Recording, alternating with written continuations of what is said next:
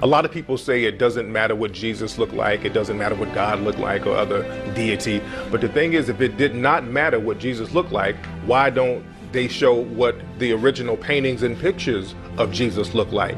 Why don't they show what the original paintings and pictures of the disciples look like? Because that's very important to know if it doesn't matter. Michelangelo was told by the Pope to put the picture of the Holy Family on the roof of the chapel. Michelangelo said and the Pope specifically told him to make it European. Michelangelo explained to him that there are no models of a European Holy Family. And so he said, you'll think of something, and he did. He used his family. We thought the only guy we had was the one that white people gave us, which was Jesus, okay? And he looked like them. And when we saw them, psychologically, we would transfer that was deity. If it really was unimportant what he looked like, then why didn't he look like some of the majority of the people on earth? Why would he look like the people who are the minority race on the entire earth? We're not the minority. People always ask me, why do the black church not get rid of the white Jesus and put a blue black Jesus in place with a nappy head? Because black people would stop going. Not only did they hide the color of religious figures throughout Europe, they would hide the colors of other very important people, especially royalty in Europe. A lot of old paintings in Europe, they clearly show African-looking deities. They show the Black Madonna and Child. This is all throughout Europe.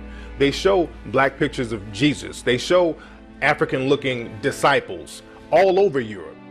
I mean, everything that you're looking at in the Roman Catholic Church today is the exact copy of what they got from Egypt.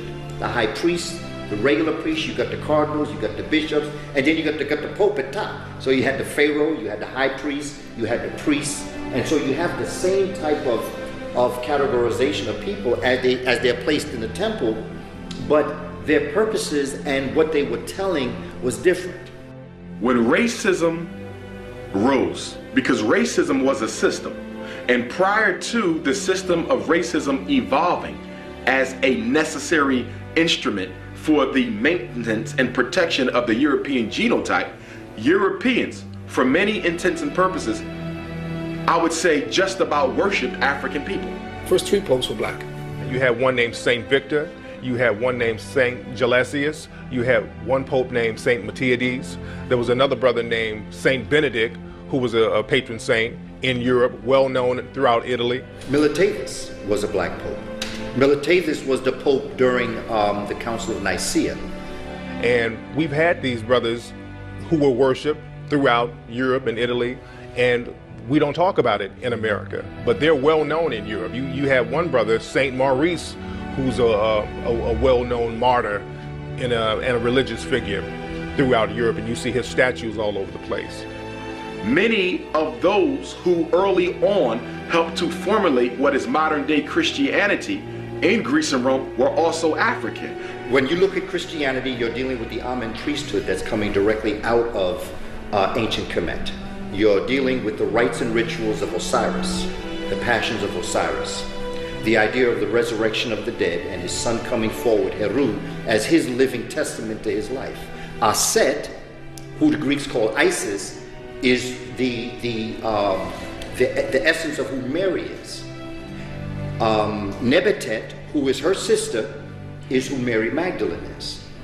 So that when you look at Christianity, I mean, even when you look at the word Chris or Charast, you're dealing with Chares. Cha means spirit and res means to rise. The Romans learned the Passion of Osiris through the Greek.